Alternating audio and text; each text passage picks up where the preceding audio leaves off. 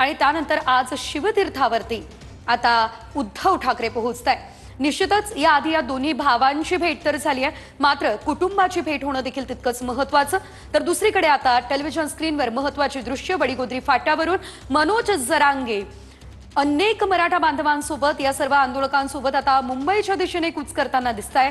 आझाद मैदानामध्ये आम्ही आंदोलन करणारच, यावर मनोज जरांगे आणि सर्व समर्थक जे आहे ते ठाम असल्याचं आपल्याला पाहायला मिळत आहे। पुन्हा थेट जातोय दिल्लीमध्ये महाराष्ट्र सदनामध्ये बाप्पांचं आगमन झालेलं आहे आणि त्या ठिकाणी होत असलेली ही बाप्पांची प्राणप्रतिष्ठापना आपण पाहतोय। अगदी काही वेळातच शिवतीर्थावर देखील जाऊयात, तर त्या ठिकाणी सुद्धा काय परिस्थिती पाहणार आहोत। मात्र आता मुंबईमध्ये मनोज जरांगे हे पोहोचणार हे आपल्याला पाहायला मिळतंय, कारण मुंबईकडे ते निघालेले आहेत। वडीगोद्री फाट्यावरून ही दृश्य आपण पाहतोय, ज्या ठिकाणी आता मनोज जरांगे पाटील शेकडो त्यांच्या सर्व मराठा आंदोलकांसोबत आता मुंबईच्या दिशेने निघाले।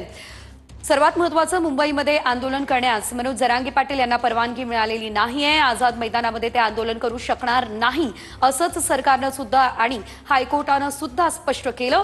मात्र तरी देखील आम्ही आंदोलन करणारच, यावर मनोज जरांगे आणि त्यांचे सर्व समर्थक ठाम असल्याचं आपल्याला पाहायला मिळतंय।